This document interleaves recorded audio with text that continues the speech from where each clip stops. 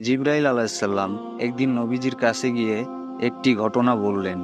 তিনি বললেন, এক ব্যক্তি পাহাড়ের উঁচু চূড়ায় 500 বছর আল্লাহ তাআলার ইবাদত করেছে।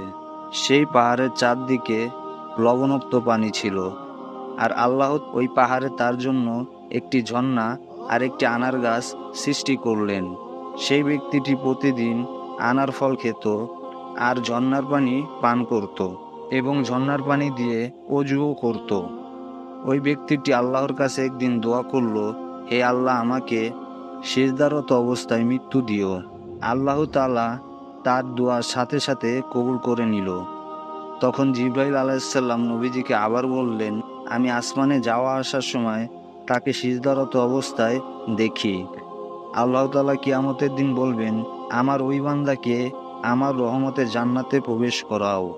তখন ওই ব্যক্তি আল্লাহকে বলবে, না, বরং আমার আমলের কারণে আমাকে জান্নাতে প্রবেশ করান। তখন আল্লাহর থেকে একটি নির্দেশ আসবে, আমার নিয়ামতের বিপরীতে তার সব আমল দাঁড় করিয়ে দাও। তখন দেখা যাবে তার 500 বছরের ইবাদত আল্লাহ তাআলার দেওয়া একটি চোখের নিয়ামতের কাছে হেরে গেছে। আল্লাহ তখন ফেরেশতাদের বলবে, এই বান্দাকে নিয়ে জাহান্নামে যাও।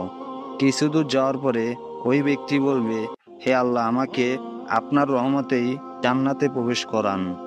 তখন আল্লাহ বলবে, তাকে ফিরিয়ে নিয়ে আসো। তাকে ফিরিয়ে আনার পর কয়টি প্রশ্ন করা হবে?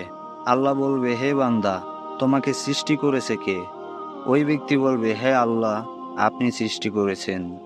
আল্লাহ আবার বলবে, তোমার 500 বছর ইবাদত করার শক্তি ও তৌফিক কে দিয়েছে? ওই বান্দা বলবে, হে আল্লাহ, আপনি দিয়েছেন। আল্লাহ আবার বলবেন, সমুদ্রের মাঝে পাহাড়ের উপর তোমাকে কে পৌঁছে দিয়েছে?